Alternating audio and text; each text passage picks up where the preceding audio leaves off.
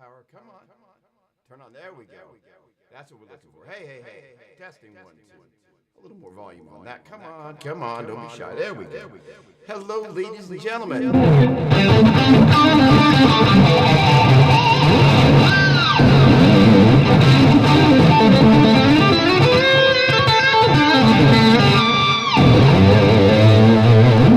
Welcome to Doppler'S Gear Garage. Great to see you on this lovely Saturday morning.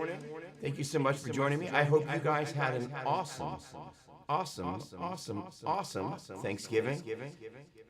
Anil, what's going on, my man? Great to see you. Hello.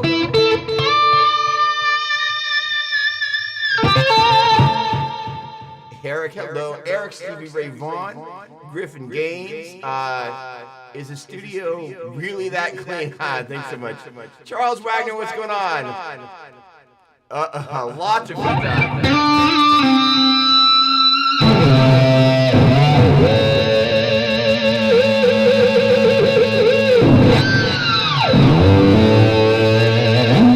In any case, all right. So first of all, great to see you. Hello. Thanksgiving was awesome. Pretty low key around here. Andrew Matthews, what's going on? Awesome. Pick one up. There we go. Now, I have changed the format here. Instead of going 9 by 16, I have gone back to 16 by 9, and I'm happy to have done that. Lots of feedback on the vocal mic. That's not good. Oh, hang on. Let me just check one thing.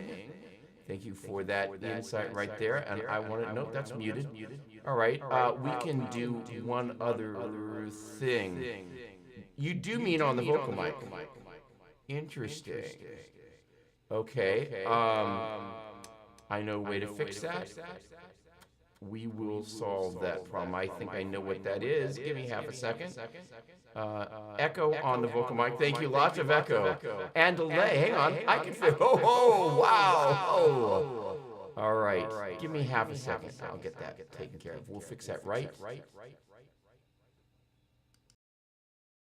Testing 1, 2 right now. That should have fixed it. All right. Gosh darn it. Yet another little tiny snafu. Let me check. There we go. Level looks pretty good. Well, hello.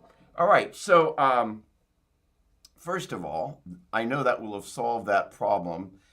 Second of all, I have been trying out Logic. I'm a Pro Tools guy, dyed in the wool, but have been spending some time. Thank you, Griffin. Andrew, thanks, guys. Really appreciate that. But Logic, in case you don't know, when you install it, it requires you to upgrade your OS. And the general rule with recording stuff is if it ain't broke, don't fix it. So generally speaking, as long as things are functional within your OS and you're perfectly compatible with recording software, just don't touch it. But Logic, for this thing I'm doing next Saturday, hello, Mark. Great to see you. Hello. Love the rolling shelves. Much nicer than the heavy-duty industrial ones. Stable for amps, but stationary. So, first of all, thank you. I love those shelves. So compliment my shelves. And you're speaking near and dear to my heart. They were, I've gone through, boy, we're just going to go right down the gear trail to start off with. So, the idea of how you express your creativity, be it in a room with an amplifier, be it into a microphone, into a computer and capture it, or be it a little bit later tonight, I'm playing at Vinny's Bar and Grill. Any of you that are in the San Francisco Bay Area, I'm supposed to go on around 9 or 9:30. I'm going to do a 45-minute set. Maybe I'll see you there. And it's a great thing is for guitars, not guns, which is a good thing. There need to be more guitars. And without getting into the whole gun control thing, there seem to be an awful lot of people getting shot in the world. Less people getting shot would be a good thing. So shooting each other with guitars, hang on a second, better than with guns, just saying. All right, we'll leave it there and moving right along. But the thing is the space in which you create and how you approach creating is, it's just a great way to be able to take the essence of what we're trying to do. Because ultimately, all this practice is ultimately about having something like a track. And I know this is probably not going to sound great now.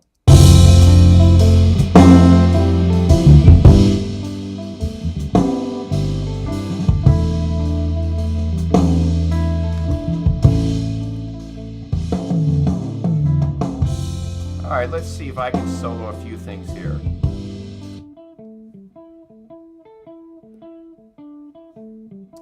So that's kind of the perfect example of kind of when you get a chance to sit with your creativity, it's kind of like tea.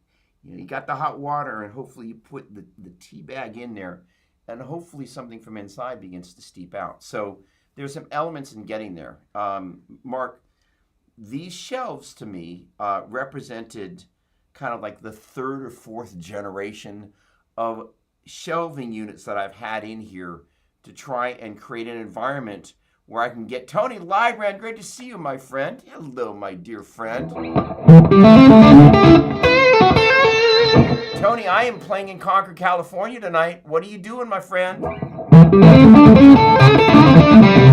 Yeah, that'll be peaking that. Hang on a second, just one sec. So, in any case, just one teeny tiny second. Let's bring you down here. Let's bring you down there. There we go.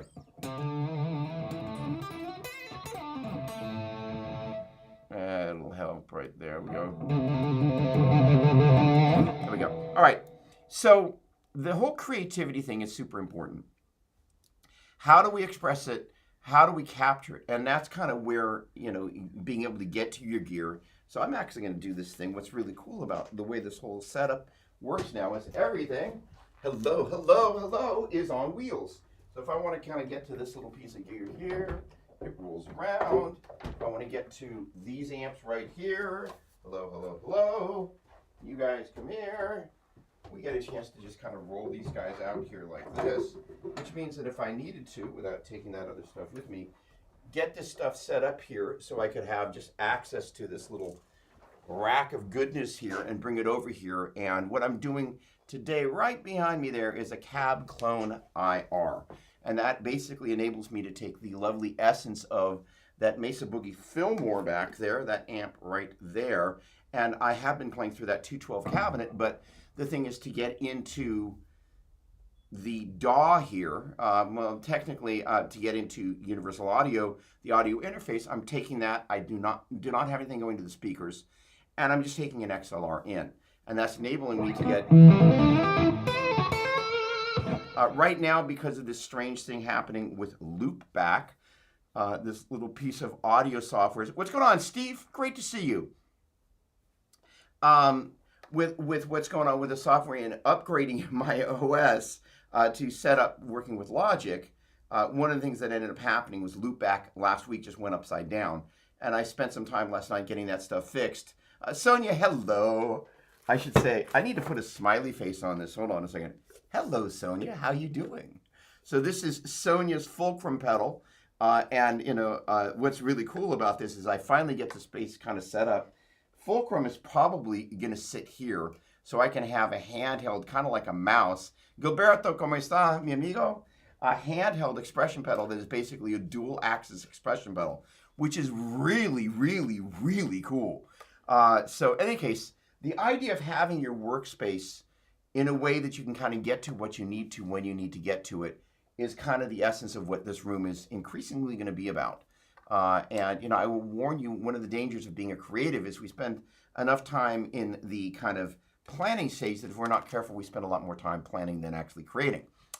I would not say that that's necessarily the desirable way to go, but it happens, and sometimes it takes a certain amount of planning to get to a certain place where then you can create from. The point being is that what will happen, hopefully, is little pieces like this. Let's see what else we got here.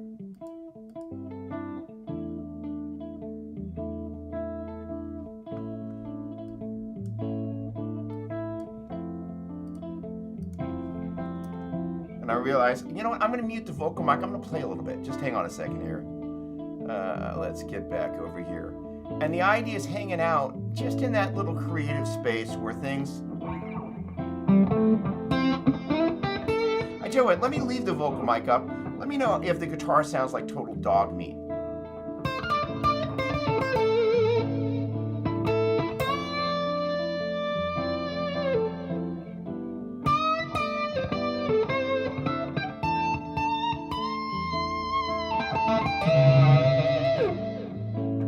Comments?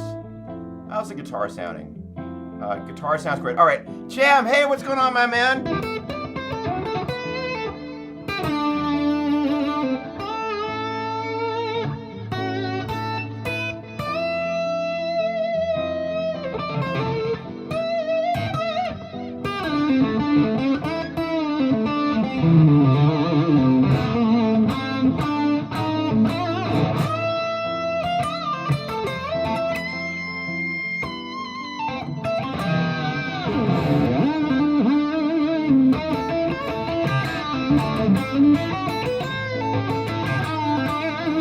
So this little bit here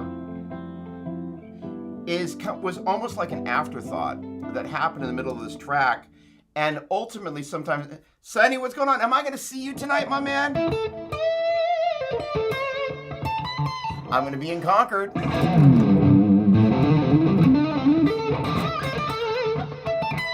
any case, focal point.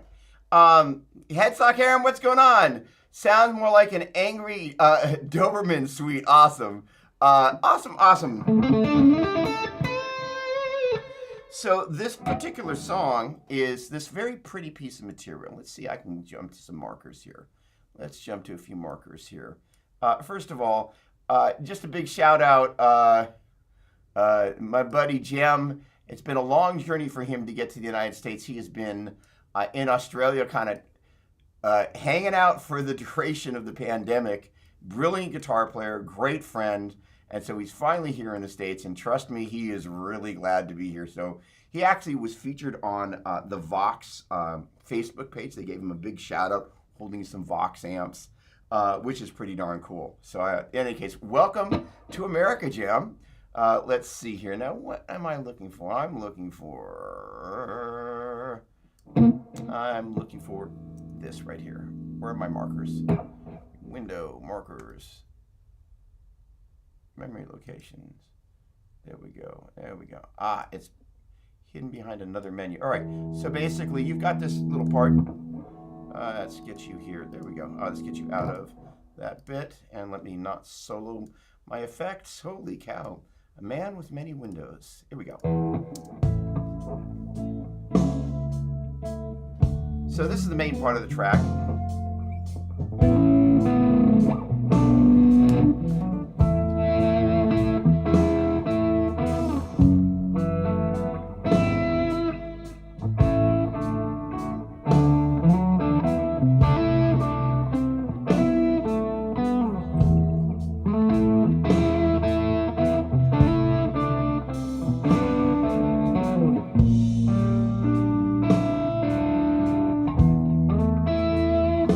Watching.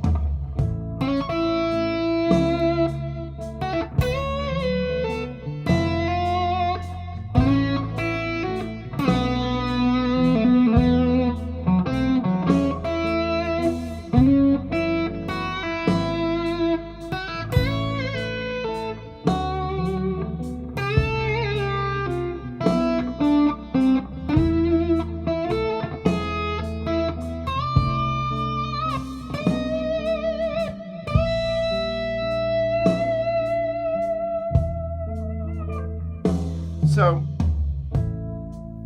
I'm in Pro Tools. Good. There we go. I need to find a tuner. I really need to find a tuner. So that was kind of an interesting thing. Again, we're kind of talking about that creative process. I am constantly looking for something to inspire me. And I think, well, I don't need to ask. I know that we all are. And so the thing about staying in the creative process is, one, how do you get there? How do you stay there? And how do you not interrupt it? And more importantly, how do you kind of use it as an environment to germinate ideas, right? One of the things that I'm continuously doing is I'm listening and collecting ideas, little kind of, if you will, it's almost like a scrapbook of ideas that I can kind of come back to and hopefully in a not totally obvious way get. One of the things that I wanted to do for the album that I'm working on is Amazing Grace, but I brought it to Melissa, for the kind of the domestic approval, and kind of she kept shutting it down. So kind of one day I just kind of asked her again, and she said no, and I walked downstairs.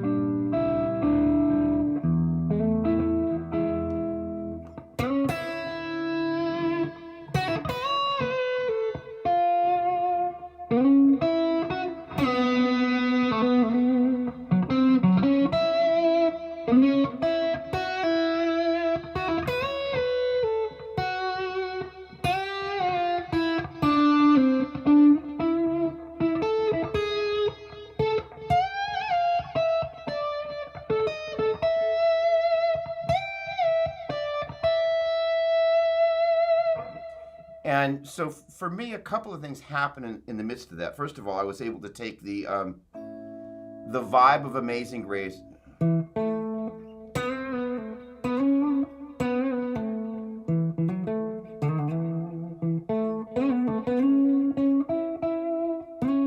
which is such a pretty little piece, and you can totally hear it in there.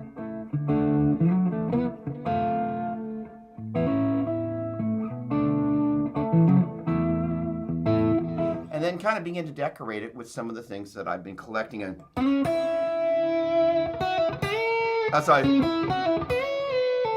sorry about that. Woo! Playing that tonight, better get it right on.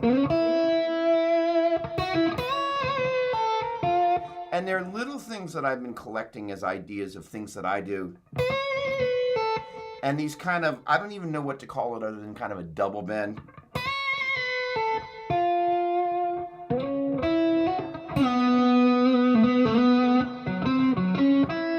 And a few years, maybe 10 years ago, I did a little video for Gretsch on their electromatic guitars. And I started doing these.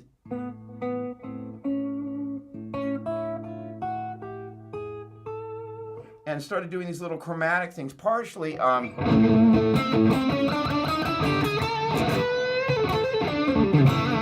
Steve Morse was one of the guys that I listened to a lot as a kid, but didn't really imitate because I couldn't play what he played. And obviously Ed.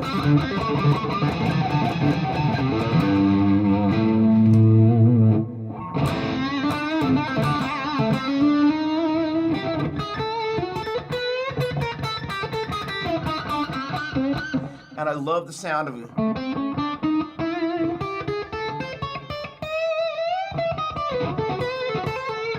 Because inside blues,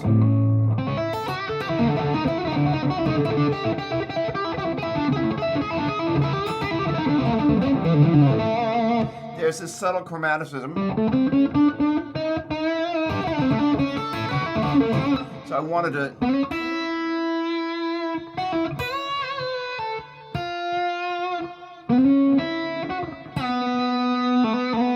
I've always loved that the kind of the finger swapping.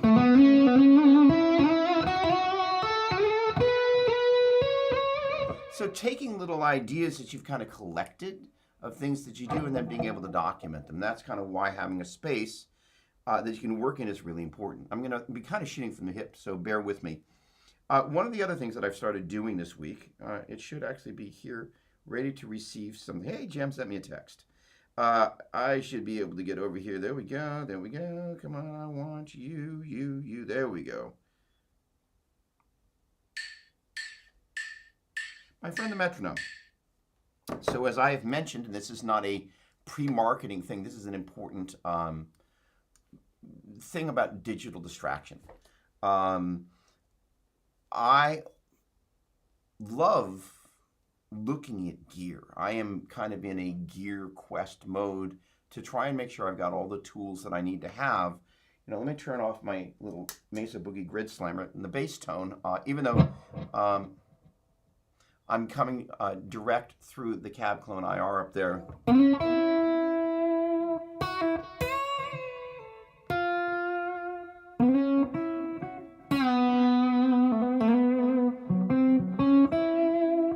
Pretty close to the sound that would be coming out of the amp.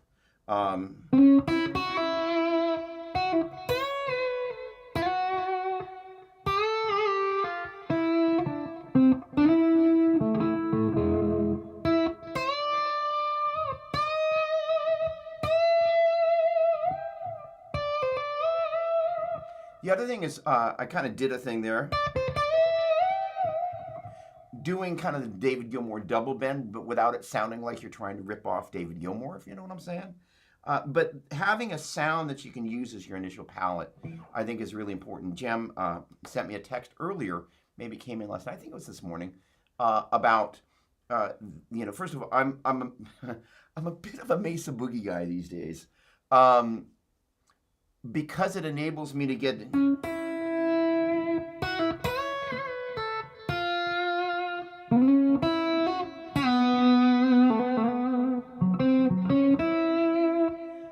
it takes a certain kind of nuance to the amp to kind of be able to make a lot of that stuff happen. So having a bass tone to work with and enables you to get there with a little extra something.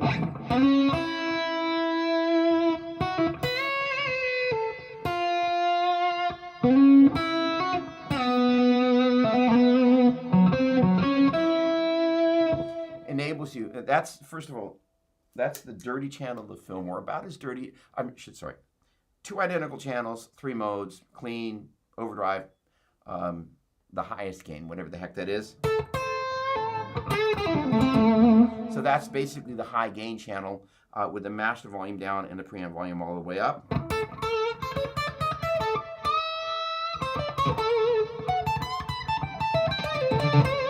Really, really pretty sound. And kind of when that amp came home with me last week, I kind of knew this was going to be the sound I was going to do.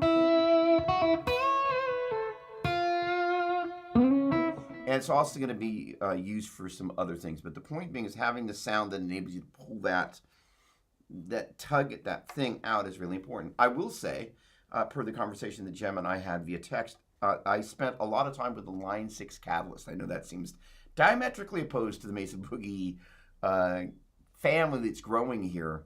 But what was neat about that is the GUI, graphical user interface, and the direct out of that amplifier worked really well to be able to kind of go through a variety of tones that enabled me to get there. So it's kind of ironic. There's a little bit of amp collecting going on here. But I was very impressed with the way that amp just enabled me to get at a bunch of things and develop a bunch of things. So regardless of how little, that is to say the Catalyst, which is like a $400 amp, Catalyst 100, 112, by the way, or, you know, kind of something like the my new Fillmore and 212. That's a 212 open back cabinet. And, you know, I think, first of all, Paul, great to see you, by the way. It's been a minute. Tom Cutts, hello, hello, hello. Tanisha, great to see you. Hello, hello, hello. Okay, Vinny's Conquered. Sonny, I would love to see you, my friend. See the new Tool guitarist, Adam Jones and Gibson. They've announced a new signature model guitar, Flying V Collector's Edition, $20,000. So, all right, well, okay. Well, as long as we're there. Oh, hey, there we go. Rick, I missed you, my friend.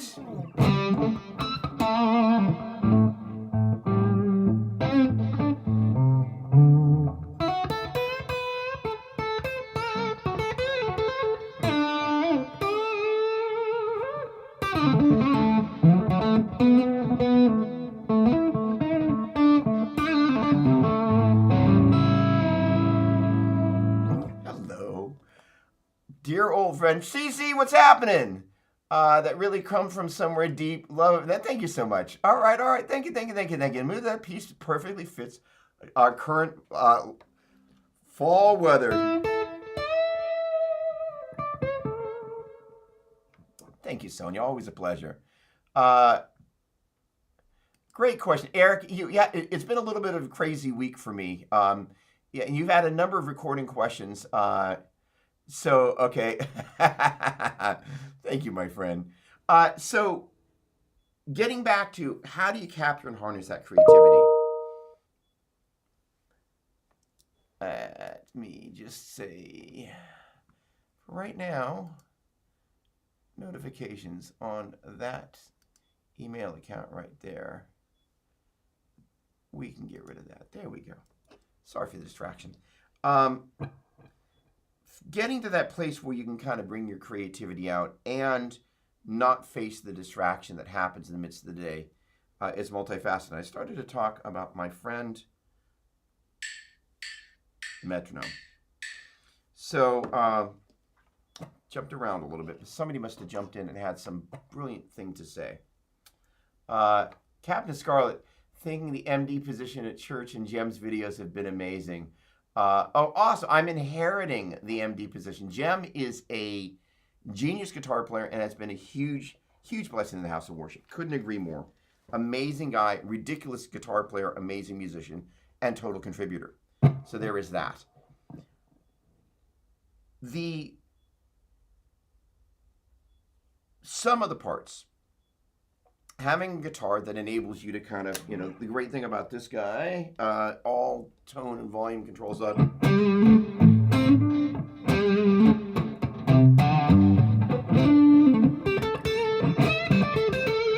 Gets pretty stratty.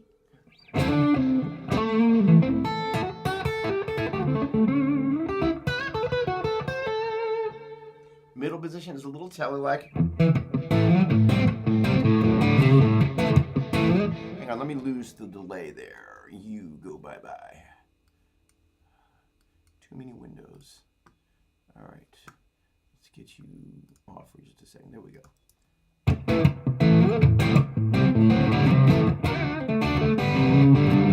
That's the middle position. Number 2 position gets kind of those number. Oh wait, hold on. Did we slip? There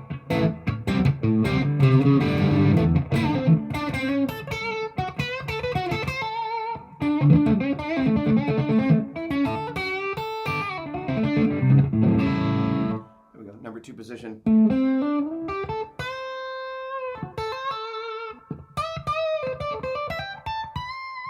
little bit more intimate, and then there's the bridge.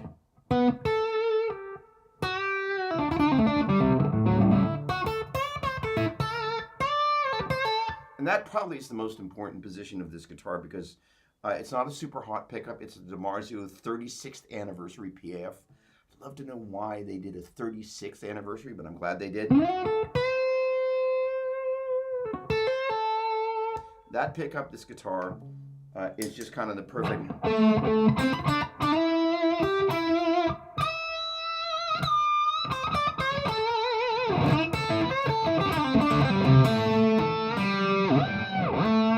combination that allows you to, again, it's almost a funny analogy. We're trying to capture this wild thing. It's our creativity. If we were so good at capturing our creativity, all of us would have like million-selling records. It's this slightly elusive thing that we're trying to figure out how we're going to harness, which is why the gear is such an important part of it. Without the right sound, you know, I got to do something without enough gain. All of a sudden your mojo starts to disappear. It's really hard to capture the essence of what you're doing without a sound that's going to support that. Again, the Catalyst, the $400 amplifier, did an amazing job, and the Deep Editor, the graphic user interface, Larry Mitchell, oh, man crush.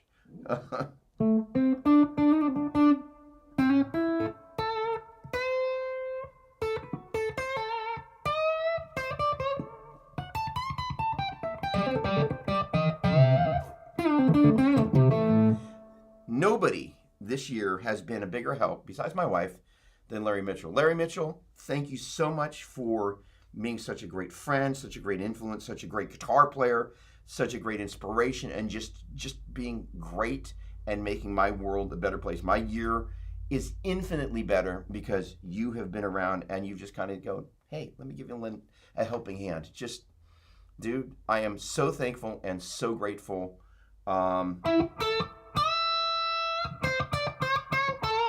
So there's that. Sonia, hey. Larry, man, let's bring that in. Hey, Sonia, you wait a second. That's kind of tricky. We got 2 Sonias here. Hang on a second here. Has Sonia gone mobile? Is that what's going on?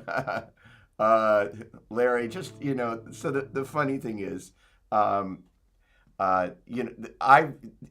frequently, hey, Jay, looking forward to seeing you tonight, my friend at Vinny's. Hello. The funny thing about Larry, and I sent him, I think a still of it. I found a video from NAMM, I don't know, 1995, 96.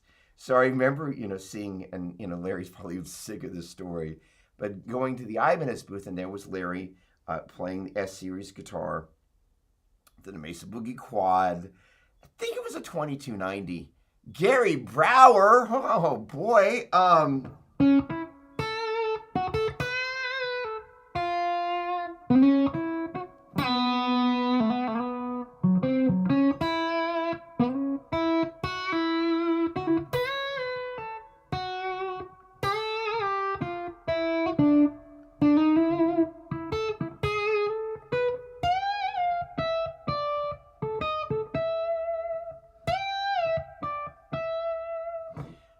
Speaking of people that I owe a giant thank you to, I'm going to come back to the Larry Mitchell story in just a moment. This is Gary Brower right here. Gary Brower is the world's greatest guitar tech. I can say that because he is. And I can say that I'm so thankful because basically Gary put together this guitar that has been the instrument through which I've been able to harness all this creativity. And I've played the daylights out of this guitar. It's a little bit over a year old, and it's already showing. It's basically about to need a fret job. It's a year old. Holy cow. But Gary's just been great. NAMM show, 1995, 96. And there's Larry, so smooth, just like butter. Call him Butterfingers. Still haven't brought him a Butterfinger though. But just so smooth, and I just remember, man, that guy's got a touch. And all these years later, decades later, the privilege of being able to go out and do some shows together and just have somebody who's had so much experience, honestly mentor me, kind of get me over a few speed bumps, it's really incredible to have somebody that has that kind of heart and depth of field in so many areas, and is a Grammy-winning producer. There is that, but just like high marks in everything except for the fact I wish he lived closer. But aside from that, we live in a business. Without going into any current events, I'm not going to touch any of that. Stay out. We live in a business that's hard and people are super critical. It's more the exception to the rule, except for the people that I have the privilege of getting to know, and the people that I manage to kind of connect with. Thank you. It means a lot, and I'm very aware of it. But Larry is kind of in this very unique group where in the 90s, people were just like, yo, bro, yeah, it's cool. It was just a different attitude. It was just the way things were. He was never like that. And it was just kind of part of the times. But, the great thing is when you're around people that are just cool and want to impart and want to share and want to give you a hand up, that is rare. It's special. And unfortunately, in the grumpy world we live in, it seems to be, again, the exception, which is really, I would have thought, I'm going to get as close to this as I can and then step away from the abyss. I would have thought the snarky guitar player thing was done about now, but I guess I got it wrong. Back to creativity. Having a space, it doesn't matter how big or how small it is, that you can sit and kind of delve in and, again, kind of nurture the ideas.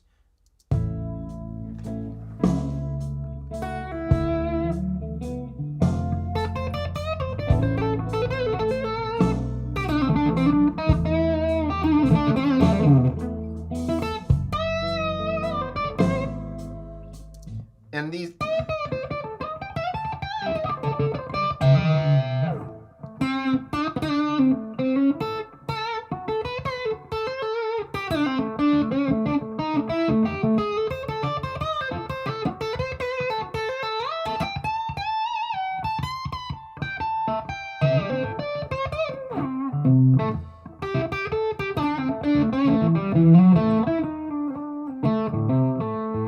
And you can get a chance to kind of sit with your material. Important thing to keep in mind is that as you're kind of creating, you want to keep in mind, ideally, you come up with one section.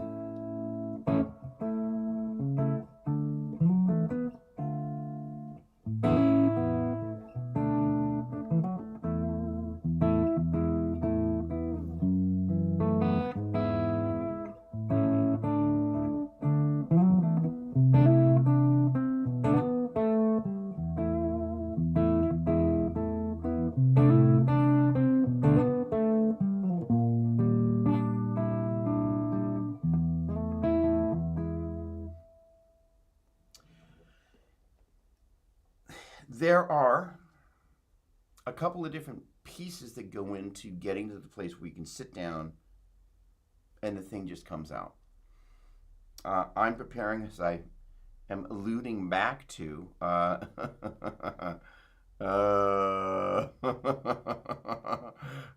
I'm not taking that bait, but I will bring forth your comment. Look at that smile. I like that a lot. Hang on a second. How about the unsnark? So,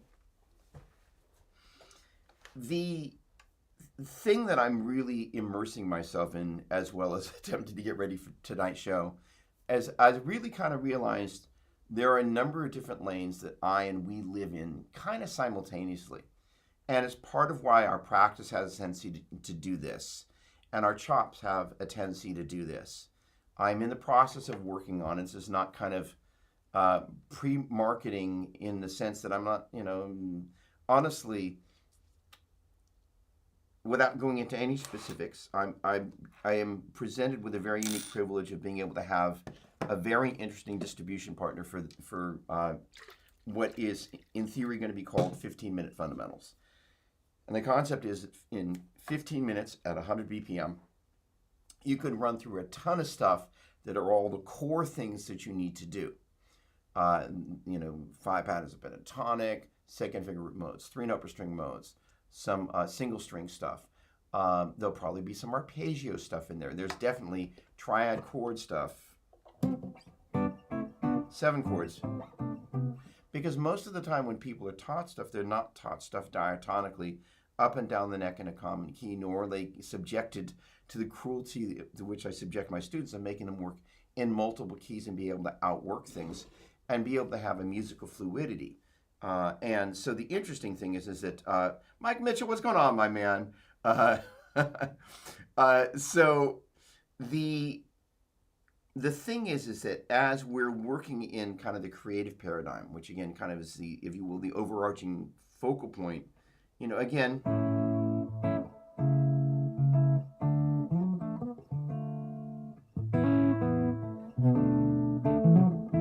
I didn't even have to think. And it's one of my favorite things that I've ever written. And I literally came downstairs like, fine, she doesn't want me to do Amazing Grace. And I literally sat down and went, fine. And it was a musical reaction, and it really allowed me to have this release date. Man of comedy. So Griffin, let me answer that. This is why I always jump from topic to topic, but it's great, and I'm happy to. Going back and forth between a double release that is a instrumental and vocal album put together, because that's kind of my gig. It's what I'm doing. And then kind of going, the smart move, at least the latest incarnation, is I've got a manager who I can't mention his name, who's helping out, is going to help shop this thing. He made it very clear that record companies would have far more interest in the vocal side of it. So I need to reach out to him this next week. And I'm probably going to release the instrumental separately and get going on releasing that and be working on the vocal album kind of simultaneously. Both of which now, thanks to the 7 songs we cut in the period of 2 days because I'm a lunatic, cut the basics for, and then I'm finishing stuff off here, which is part of why this room being in kind of ninja mode is super important to me. But the idea of kind of starting to put out the singles for the instrumental thing, and invariably, there is a song that Jared James Nichols guested on. If there were something to lead with as a lead single, it'll probably be that. Really cool little track. I've got some other people that are going to be guesting on the instrumental side of things. Can't mention any names, but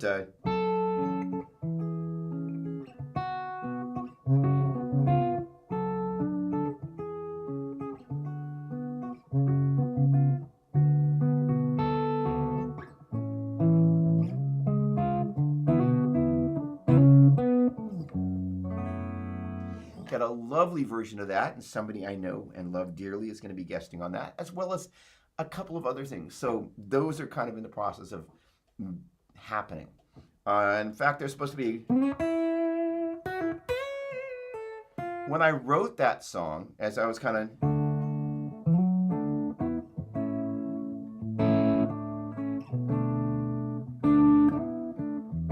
Hold on, let me put a little ambiance on that. You over here. There we go.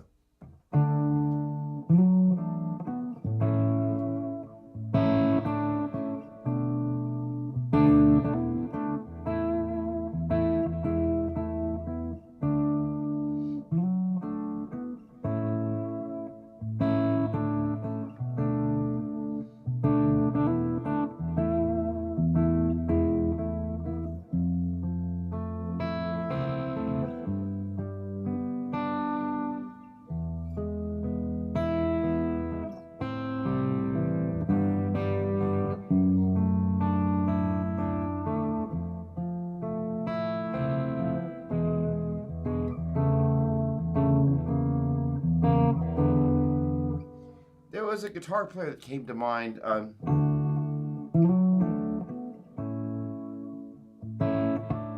Right about there, I went Flash. So they, in theory, are going to be joining me on that one as well, just simply because I was like, something about them just jumped out to me. I'm like, and I couldn't stop thinking about it as I was working on the track. So I reached out to them. So they, in theory, are going to be on that one, which makes it really fun.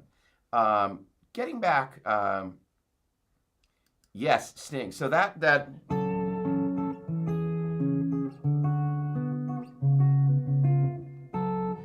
So, and it's going to sound like Le Poo Poo, but I've got this wonderful, and this is again where the guitar is so important. Melissa, if you're listening, the right instrument for the right job is a vital part of this thing. Let me find this. I'm just going to play the intro for Shape of My Heart, and it's just not the Backstreet Boys version. There we go. And here we go. I don't know what it's going to sound like over this mic.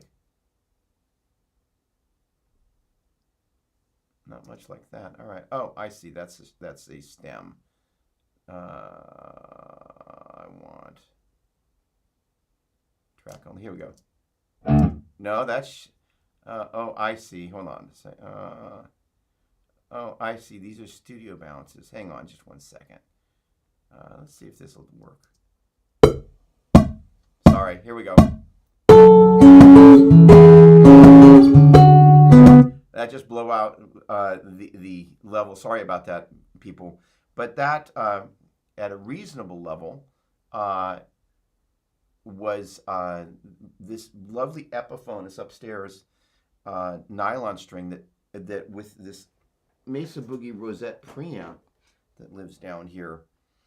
I was shockingly surprised at how close it actually is to Dominic Miller's actual guitar sound, except for the fact that Dominic Miller, unlike my $600 Epiphone, is playing some $6 million guitar, and I was like, man, it's really close. In any case, so I am really thankful that I've had the privilege of putting together these different instruments that enable me to capture these different voices. 15-minute fundamentals. So, Braden, what's going on? Great to see you. Never too late for me, so thanks for that. I can't wait for tonight too, Jay.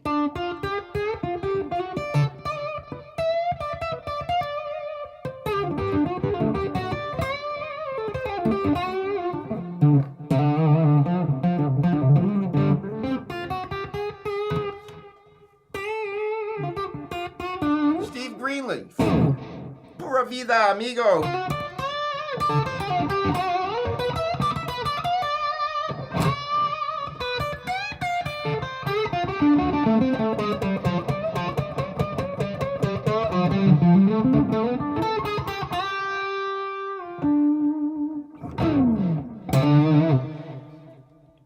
Surrounding yourself with people that inspire you.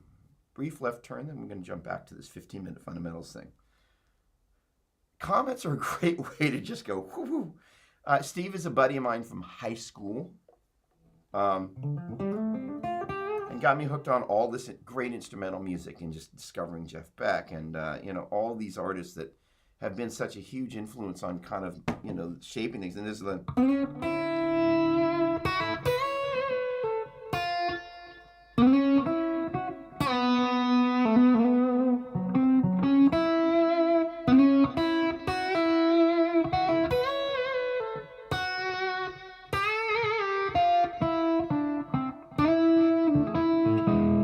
That is totally.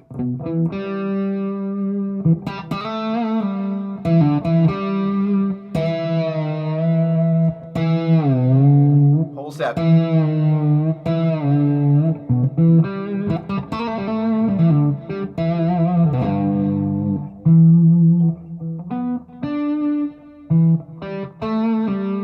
any case, just left such a huge imprint on me that kind of, this is why, digging in and listening and being around people that turn you on to new things that kind of tease your ears. And like I said before, I make these little collections of things and it allows me to kind of always have inspiration to come back to. I can't wait to get down to Costa Rica with my guitar and Melissa, but most importantly, to see you, my dear friend. That'd be so cool. So cool. Coincide Productions. Eric here. Greetings from New Mexico. Kinky. Hey, what's going on, Eric? 15-minute fundamentals. So there are these verticals that we live in where band vertical, the ability to walk into a room,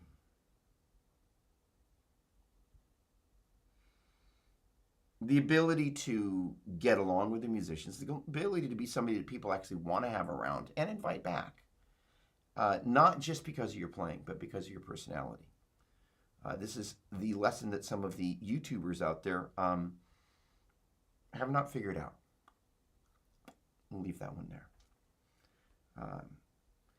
The other part of it is, no, we're going to bring that back for just a second. The point being is that nobody wants to be in the room with somebody that's a smack talker.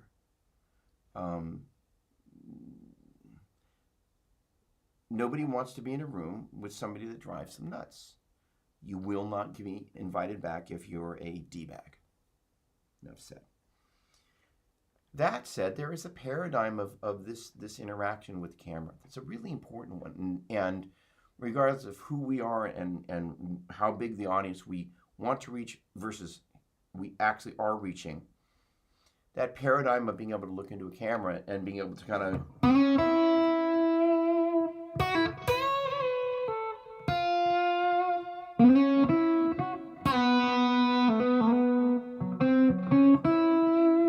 and pull something out of your heart and go, there it is. And it was an interesting thing. One of the videos I watched recently was from a very accomplished guitar player named Andy Wood. He was talking about the state of affairs in music. It's actually a very clever video, the way he did what he did. Really well spoken.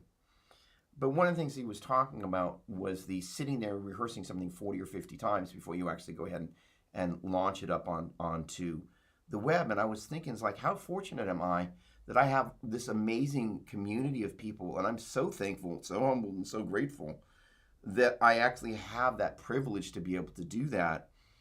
And I get a chance to practice every week. By the way, I'm not going to be here next week because I'm going to be in Vegas playing this trade show with these crazy lights and playing 50 million songs. We're going to get back to that in just a minute because that's part of this other paradigm that we live in, which is muscle memory. And Scott Gaylor, hello.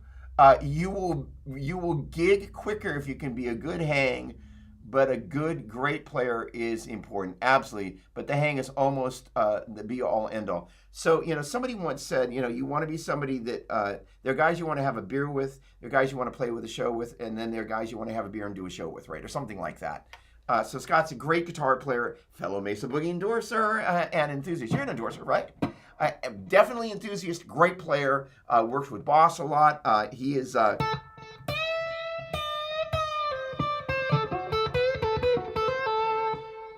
great guy, great player, also knows how to hang. So at the risk of sounding awkward, I ended up in his hotel room.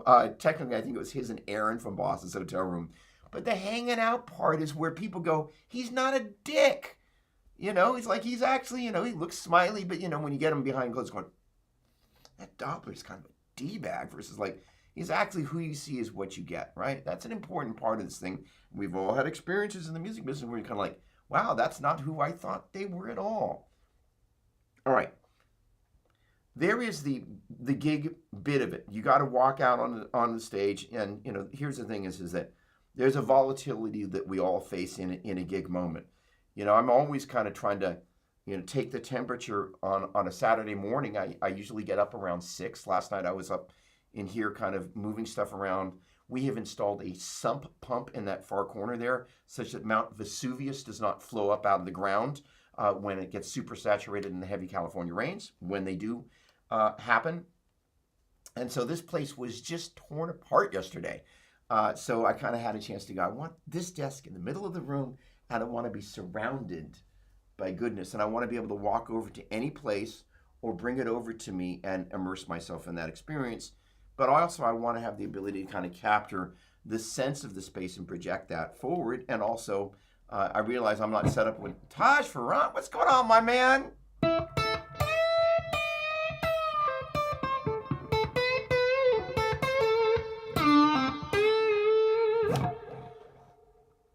Was fun jamming. I'm playing at the House of Blues in Anaheim on Sunday night at NAMM. You want to come up for a jam?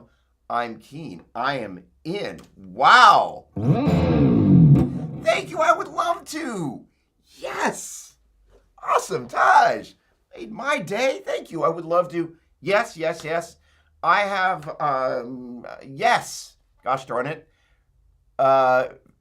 Face blue smiley. What's going on, Rinky Dinky? Awesome that. Focus Fox. Thank you, Taj. The idea of how we kind of navigate the creative, the keeping up our playing our chops. You know, when you're Taj's age, you kind of have a seemingly endless supply of energy. As you get a little bit older, you know, it used to be that I could stay up until 4 a.m. any night. It's like, hey, that's cool because you could sleep in a little bit later. As you get a little bit older, you kind of have stuff that sometimes you got to get up and do. Your schedule is a little bit more constrained by kind of the constraints of life. But the thing is that as you get older, you got to figure out how you're going to manage all those different things. 15-minute fundamentals as follows. Most players actually can't play 5 patterns of the minor pentatonic up and down the neck, interconnected, without a gap, perfectly. But taking that a step further is that, you know, let's just say we're in the key of, let's say we're in A and the notes are A, C, D, E, G, A. Most people don't know what makes the minor pentatonic minor is the fact that there's this A, C, and E, 1 flat 3 5. It's a minor triad. It's a minor chord. That's what makes the minor pentatonic minor. Not that it has a flat 3, because if you think about major, Dorian, Phrygian, Lydian, mixed Lydian, minor, and Locrian, Locrian's got a flat 3, aka a minor third. And it's got a flat 5. You're not going to be playing the minor pentatonic over this little bit. At least, you know.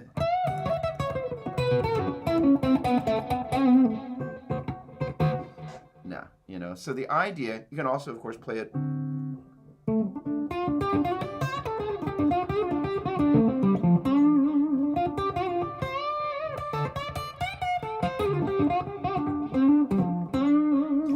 Over the mixed Lydian, you give it a little baby bend on that flat 3.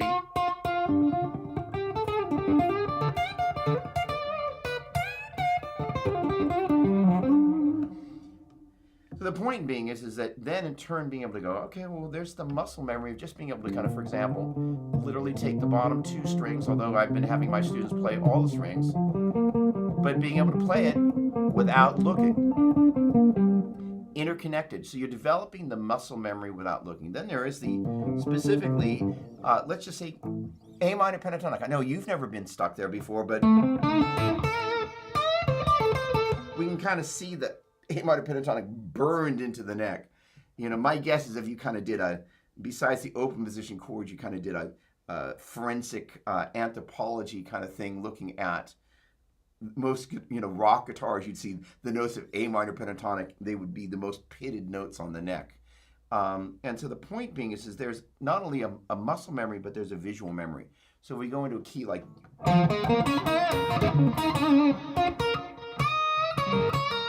B flat, which is certainly not super friendly because of the fact that it has 1 natural note, F natural, there's no F string, so literally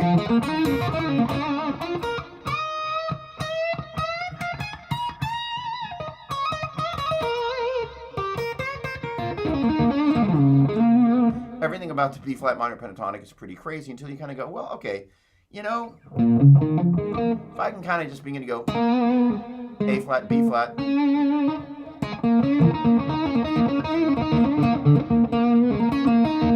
D flat,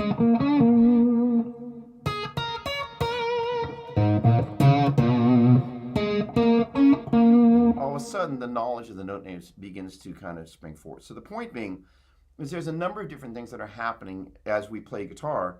Hang on a second. I love it. Excellent, excellent, excellent. And take your time. I found trying to speed up before you're ready makes it sloppy, so just enjoy the process. You know, Taj, that's why you're doing what you're doing. So 100 BPM is music to my soul. You know, I have this very unique privilege. I've had a chance to play with Taj. Looks like I'm going to get a chance to do so again. Thank you. I'm teaching Gabriel and Colin, two students that I met at John Petrucci's Guitar Universe when I was teaching there. They're both 12. Ironically, they're both left-handed. And like Taj, they're just crazy, hyper, way developed beyond their years, and have this amazing work ethic.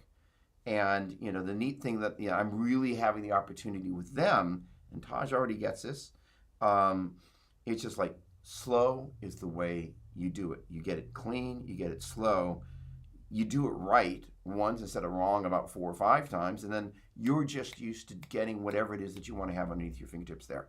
So getting back to this minor pentatonic thing, most of us, Jimmy Arsenault, come on, baby.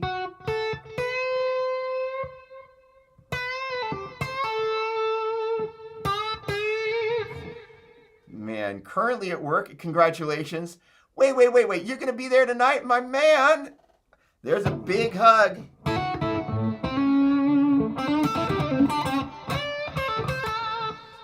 So, quick pause getting back to the gigging part of this. Jimmy booked, I'm going to get back to you in just a sec, Taj. Ryan Dunn. What's going on?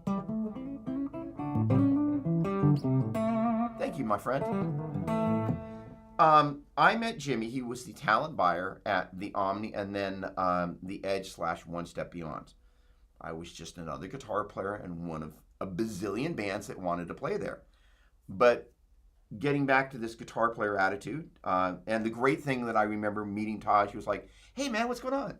Super friendly, no attitude, all the stuff that makes it such that when it comes time for the playing, it's time for the playing, none of the drama. I was like, that's the winning attitude. You win people. It's not about winning people per se, but when you win people's hearts, they just want to come along with you. It makes it so much easier than the other stuff. So I got a chance to meet Jimmy Arsenault. He was a talent buyer. And, you know, he didn't know me from squat, but I was just like, hey. And I was cool where a lot of the dudes back in the day were just kind of a little up in their business. And, you know, as an end result, it was a sincere, honest, fruitful relationship. But he took great care of me. But most importantly, you know, not only did I get a chance to play in front of some great audiences, like New Year's Eve 1990 opening for YMT. It was a lot of fun. Like packed house, just great show.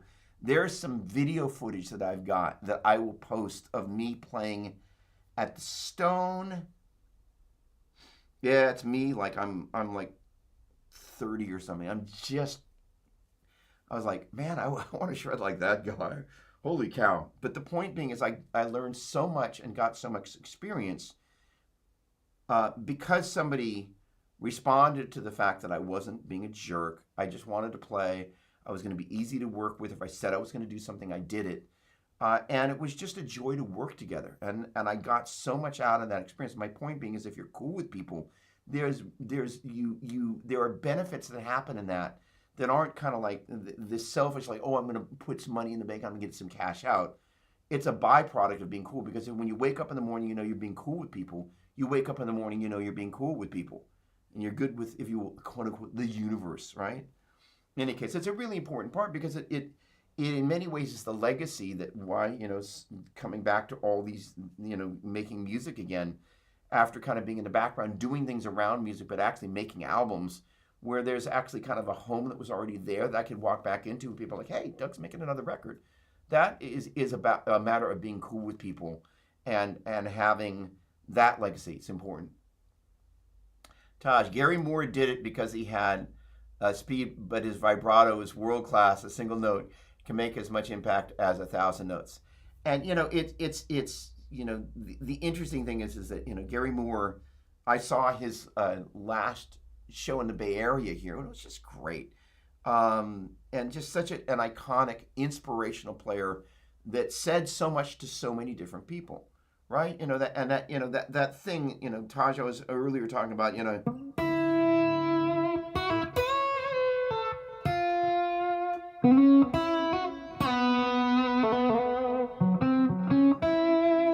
finding, that opportunity to sit and have an inspired moment.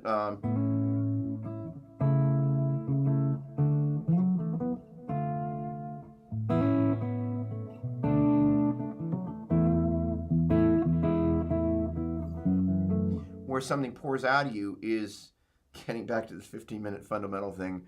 I'm going to get back to the comments in just a moment. Thank you. Let me finish this thread here. So the 15-minute fundamentals thing is as follows. I'm really kind of going, what is it that makes a guitar player, right? The interesting thing about this little piece of music is that pretty much instantaneously, I was able to kind of play the different voicings. I kind of went, man. And I was almost surprised at how instantly, because,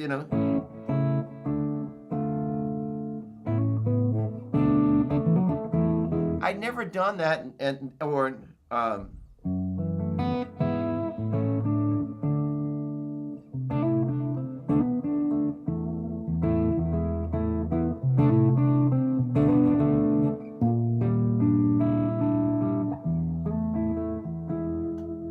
it was just such an interesting thing that just kind of came out, and I was like, huh. And I kind of heard it as I was playing it. And it's just, the idea of being in a place where you can kind of, again, the story of that was, I want to do Amazing Grace. Melissa was like, no, it's been done. In my frustration, I came downstairs, I sat down, and that came out of just like the harnessing of that energy. It's a fascinating process. And so the thing about that is developing muscle memory where you can sit down and play something is, starts with that A minor pentatonic where after a while our fingers know that rutted path, right? We can't not play the A minor pentatonic. The challenge is that, again, there's the muscle memory, but there's the visual memory. So when we move to a key like B flat, we're now kind of stuck. So helping guitar players kind of get unstuck from the things that stick them there, you've got to pull it apart and go, okay, well, there's the muscle memory. Well, if you close your eyes, you can kind of... So it's not the fact that your fingers are confused when you move up a fret. It's the fact that we're visually confused. So it's a matter of then kind of going, okay, well, how do we then begin to make sense of this? That is, say, being able to go 1, flat, 3, 4, 5, flat, 7, 1. 1, flat, 3, 4, 5, flat, 7, 1. And kind of begin to identify that B flat as your 1. And all of a sudden you're kind of like, oh, okay. And then in turn kind of being able to go, okay, well, if I can take kind of a larger approach to the pentatonic or the modes or whatever the heck it is, 1, flat, 3, 4, 5, flat, 7, 1. Flat, 3, 4, 5, flat, 7, 1, flat, 3. 4, 5, flat, 7, 1, flat, 3, 4. 5, flat, 7, 1, flat, 3, 4, 5. Flat, 7, 1, flat, 3, 4, 5. Flat 7, 1, flat 3, 4, 5, flat 7, 1, and kind of begin to go, and that's why there's just 5 notes to keep in mind. G, B flat, C, D, F, G.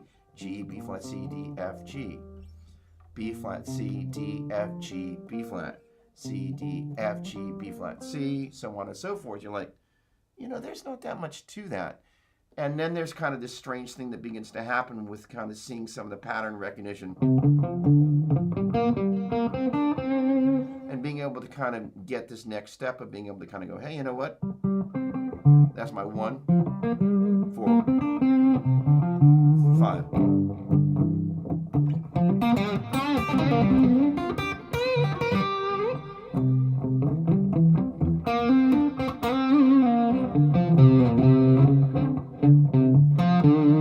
Targeting the 1, 4, and the 5, and really kind of being conscious of what scale degree number things are functioning as inside the pentatonic. Then if you're in B flat, you're right, all right. B flat, D flat, E flat, F, A flat, and B flat. My 1, B flat. My 4, E flat. My 5 is F.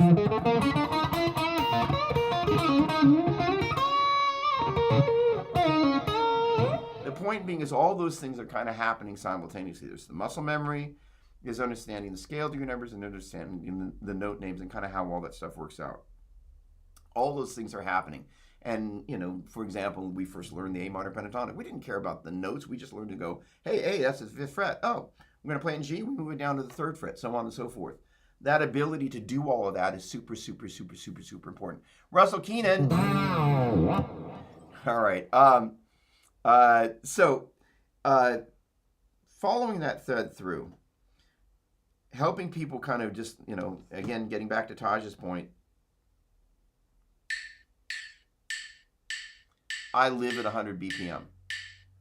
And, so getting as far as it relates to you, you, all of y'all, I've created a rule such that I don't, as is an example, I get excited about whatever is in front of me. I kind of live in this state where whatever I'm doing, I think is the greatest thing that's probably ever happened.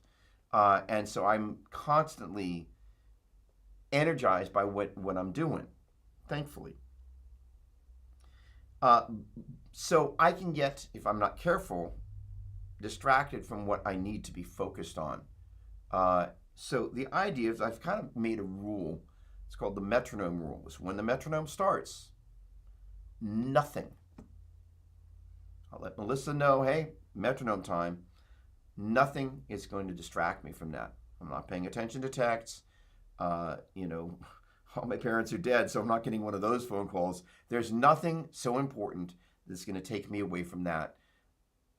And so what it enables me to do is, generally speaking, the 15-minute fundamental concept is like, hey, look, 15 minutes at 100 BPM, you can go through just about everything that you need to go through and, maintain your muscle memory and grow your accuracy. What Taj was talking about is slow is where you not only you kind of do stuff, but you build accuracy. And accuracy is the precursor to confidence. It's just that way. In turn, it allows you to kind of stay on top of the stuff you need to know so it doesn't fall away. The other thing is it becomes part of your regular, if you will, currency of guitar. Because as we navigate between these different things, when I'm in creative mode, I have a tendency to kind of, my practice, if I'm not careful, will fall away. When I'm in ultra practice mode, as I kind of am thinking about this gig tonight, it's kind of like, there's a very different process for practicing. So last night, kind of, I pull, and Tosh, this is a track. Thank you very much.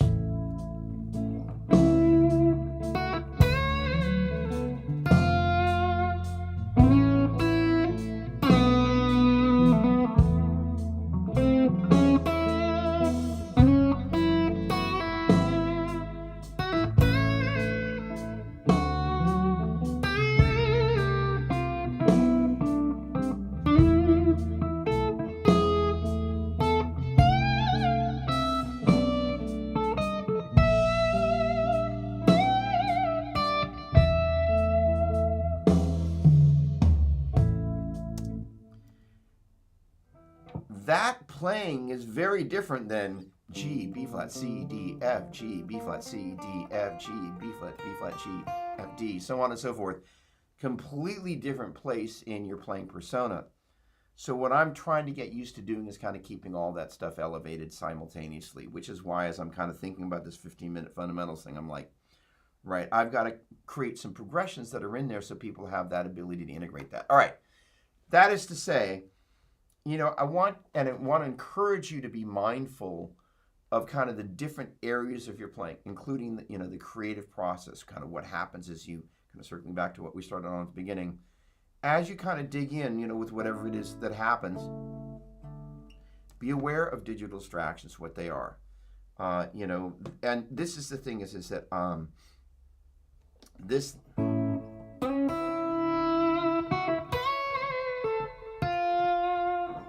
Was all about an emotional reaction, a little bit of frustration, a little bit of like, well, fine, I'll go write something. I walked downstairs and it just came out. Wasn't planned, just happened. Most of the time, the things that we do that are creatively inspired, they just kind of happen. We don't plan for them. They just kind of pour out, and there it is. So you want to make sure that you carve some space in your life where you can sit and linger with something, or if you need to come down to or go into whatever space you've got, you can plug in pretty quickly and jump right down to it. That's again why the Line 6 Catalyst 100, ironically enough, I've got some really great amps here in the room, but that little amp, even while a bunch of this stuff was living here, it was always on. It was always plugged directly into my universal audio interface. I always had a sound that I could instantly jump into creative mode with zero hurdle to go over. That's an important thing to have. Thanks to the Cab Clone IR, and in this moment, the Boogie Fillmore, and are we on? Oh wow, no, we're not even on. The Grid Slammer, which was off, but.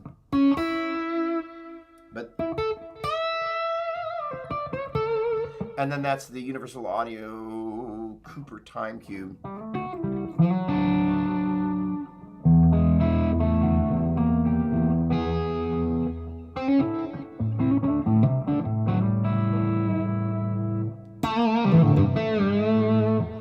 Great little sounding setup. All right, let me back up a little bit here. Other than just to, again, close that off and say this. Be aware of when you're most creative is at a particular time of day. I've mentioned this before. And leave yourself a little bit of room to do that. Be aware of what the cycles are with your practice and start to flex that kind of like, okay, I'm going to put a note up on the fridge and I'm going to have the 7 days of the week. And you're going to make a little check when you actually,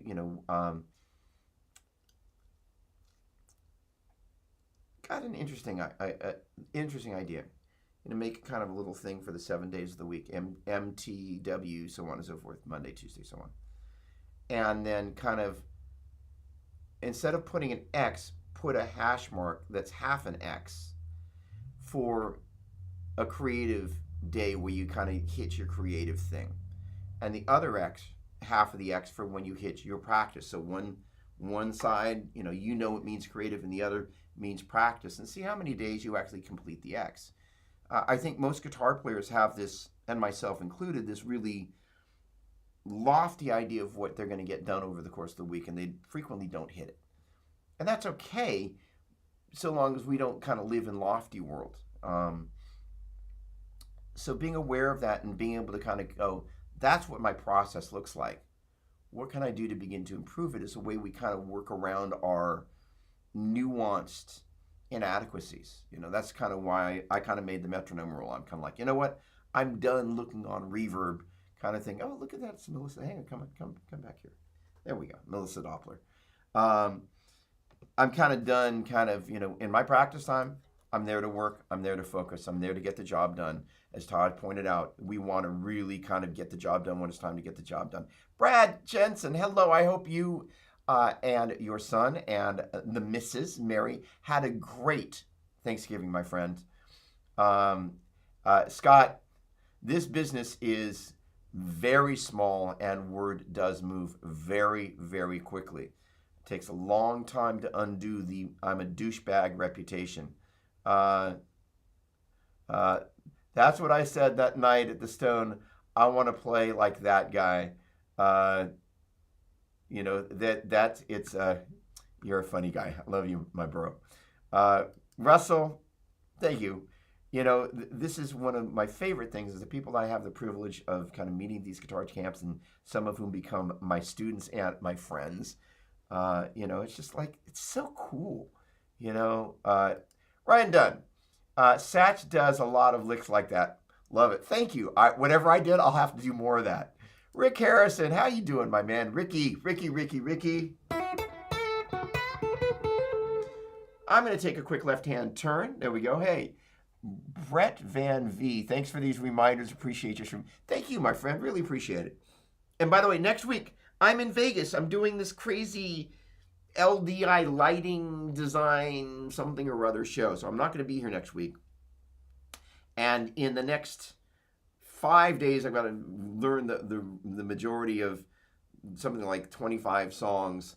And I've already been working on the Van Halen stuff. I actually not have to, but get to play Eruption and like a nice Van Halen repertoire. So unfortunately, I'm a little ahead of the curve on that, but I'm still working away on that. It's going to be a very, very cool week in any case. Rick makes RH custom guitars. I didn't say RK custom this time. And one of the guitars, I met Rick at a guitar show. By the way, raise them up, ladies and gentlemen, whatever it is that you're drinking that's brewing or whatever. And, first of all, I've got to start rehearsing in a moment, so we're going to go until 10:30. But I'm going to talk about, oh, thank you very much. I go on at 9. You go on at 7. Come on early. Yep, come on, Jay. Gonna be there. It's gonna be awesome. So, it's a funny thing. They say not to, well, I've said it, but they say not to buy a guitar on, I don't know, looks. But it's a funny thing, somebody was, there's a group of guys that gets together here in the Bay Area. And no idea whether this thing's in tune or not.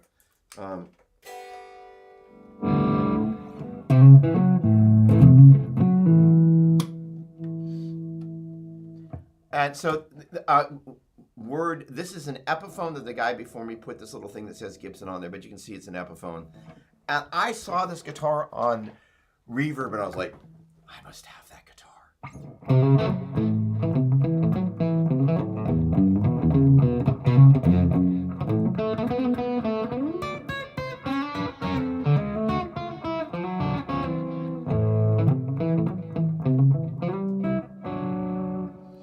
Point being is that guitar, this guitar is the sound of that song. That's a song called Carolina Sunshine. It's going to be on the vocal album.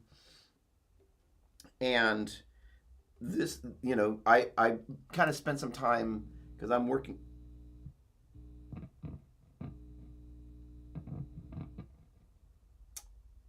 I didn't say anything about the Chinese-made pots in this guitar, but the guitar itself is a great instrument.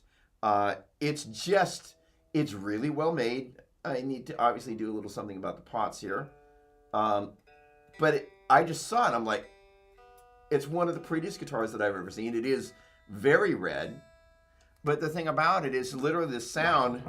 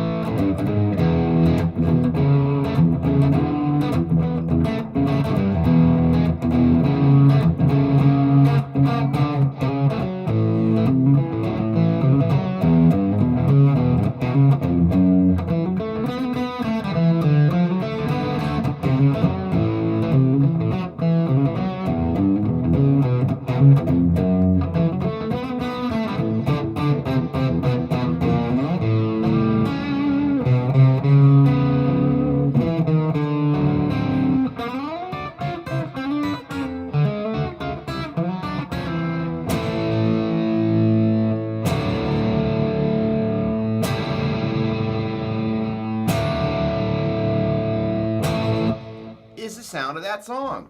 And I'm like, holy cow, it was like an $800, maybe $900 guitar, which in the greater scheme of things for some folks is expensive. But on the other hand, it's just like, I'm going to take a chance, and it is a very special guitar. Getting back to RH Custom. Made in China pots. This would not be the first Chinese made, well, I guess they're all made in China at this point, but I think this has probably got the mini pots in it, which is why it's a little funky. Love this guitar. By the way, it's a bolt-on. Who'd have thought? Great guitar. The RH Custom, Rick Harrison, RH Custom, there's a guitar, we were installing the sump pump there, all the guitars went upstairs and got stuck in cases, but the RH Custom is a guitar that is the sound of two of the tracks off the vocal album. And, there are things about an instrument that instrument has a particular voice that brings a part to life and or teases a part out of you. And kind of once you've played on that instrument, you can play it. The V here does a great job of doing a lot of covers most of what I need to do. But when you pick up the original right instrument for the part, that part was born for that instrument was born for that part, you just kind of go, it's why each of these guitars matters so much, you know, and when they happen to be as pretty as this guitar is, you know, I mean, it's just like, wow, what a color. You know, I have to say, you know, I love all my guitars, but this is probably the coolest looking guitar, just in terms of kind of racy. And I just remember seeing it, was like, wow. In any case, point being is that generally you shouldn't buy guitars for looks, but if you do, it can be a really great experience. Yes, Jay, it's really got this strange...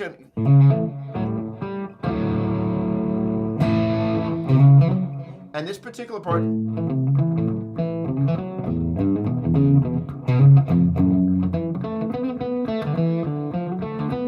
It's actually really, really, really, really, really hard to play because it's got this little swing feel in there.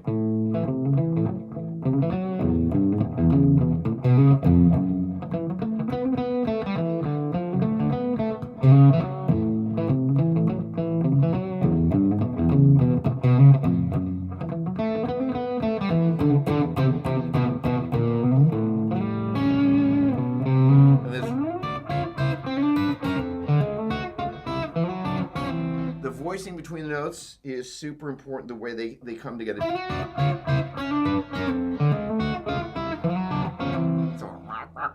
It's almost kind of like a duck, right? Quack, quack, quack. In any case, this guitar really,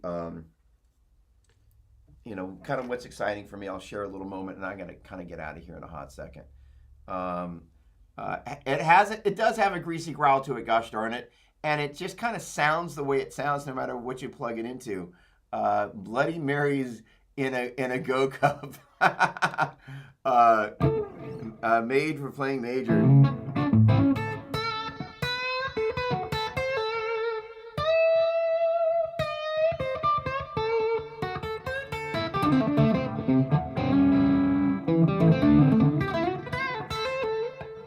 The thing I have kind of the really neat privileges is that got this great show tonight going on at 9 o'clock. Jay is going to be going on, the Breedloves, they're going to be going on at 7. Have a 3 o'clock sound check, and I've got a little bit of work to do. Load in at 3 o'clock. But I kind of have the privilege that I now have kind of set the space up as of 4 in the morning last night. I'm about to dig in and start recording the actual parts for real. And again, I'm kind of had to make some mic choices that I'm not super happy about. So this is my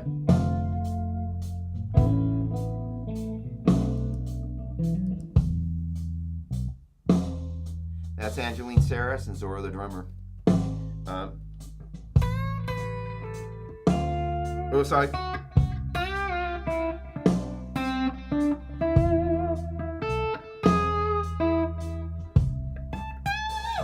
have a little fun here.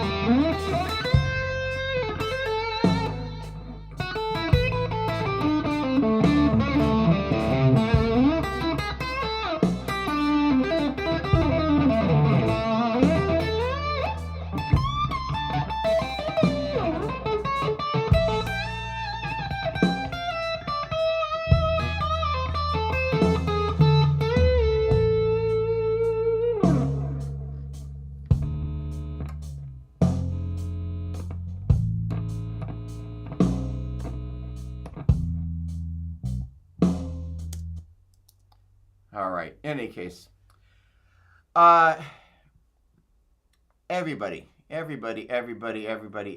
giant thank you for hanging out. Um, when I rarely mic a cab anymore, I use a 121 and a 57. Okay, sorry. Missed that. I'm about to jump out of here, but I'm glad I saw that.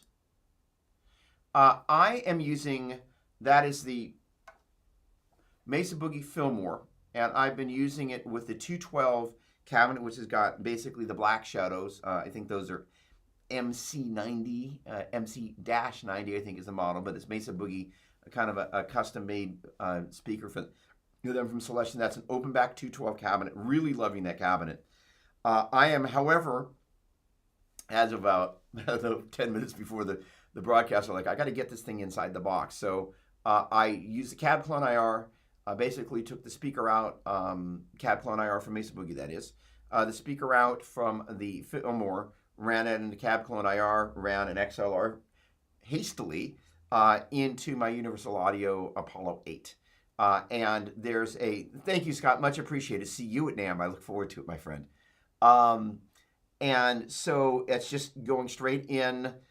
There's a kind of an A and a B bank, and then that is preset number 7 in the A bank, which is, I think it's a 57 and a 121, or a 57 in that Shure mic with the red front on it. You'll see that a lot in the Boogie things.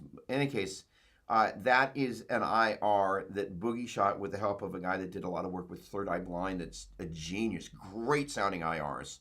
And that's of the, I think what they call the Lone Star 23, which is basically a Lone Star 212 cabinet.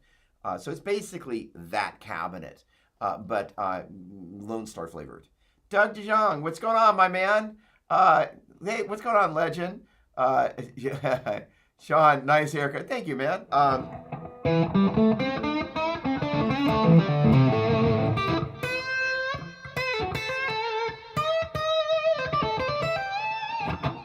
In any case, Bad Pot. Gonna have to get that dealt with. Gary Brower, here I come. I have that same Lone Star behind me. It's a great amp. And so I've been using the Lone Star paired with the California Tweed, and the two of them together sound great. Shorn, off, haha. I must be missing something. In any case, yeah, the Boogie stuff is just phenomenal. I've been so happy with it. The Cab Clone IR, I have been using that in a number of different settings. So one of the things we'll be doing is kind of some live without a net gear demos, just walking through some of the gear that I have the privilege to use, and hopefully that can be an inspiration to some other folks about like, oh, this is going to solve a problem. The guy that works on my amps is not a fan of reactive load boxes. And that is exactly how I'm using the Cab Clone IR, but because I'm close to Mesa Boogie, if by chance it blows up, I can take it up there. And I have the privilege of being a Mesa Boogie artist. So I can go up there and I can kind of like, can you fix it for maybe, like not like, whatever. Fortunately, actually this guy blew a tube and I took it up there. And I don't remember what I paid to get it back, but, they take really, really exceptionally great care of me. It's just been an amazing experience. And the guy that I work with most closely is just the best. All the guys there. I don't know any of the gals there, but I would presume they're awesome too. But the point being is that the ability to capture the essence of the amplifier and bring it in is a really important thing.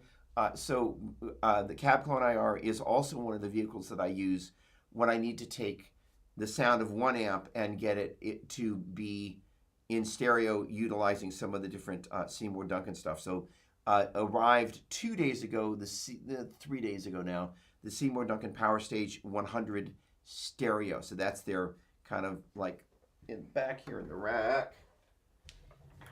Love having everything on wheels. So back here, I have a pair. You can't really see them. No, you're not going to see them. I have a pair. I'm waiting on it. If I can move there, can you see them? Yeah, you can barely see them. So that's a pair of Power Stage 1, 2. 170. So, but the 170 was mono, so now I can kind of pull that stuff out and have the 100, which is 100 watts per side. So that's going to enable me to take, for instance, utilizing that cabinet and that cabinet. I've talked about this before, using a wet, dry, wet rig using 2 cabinets because they're stereo cabs. The inside pairs of speakers will be the dry signal, and the outside pairs will be the wet signal. And that's a really cool hat trick.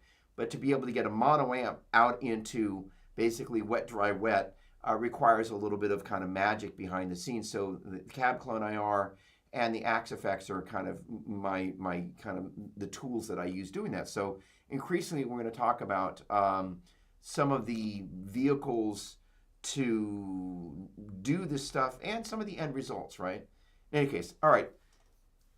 Jay Kirkland, looking forward to seeing and hearing you tonight at 7 o'clock.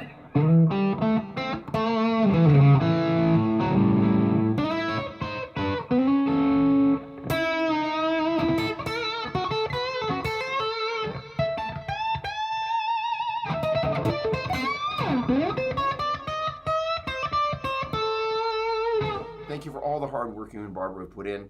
Can't wait to see you tonight. Shush. And everybody, thanks again.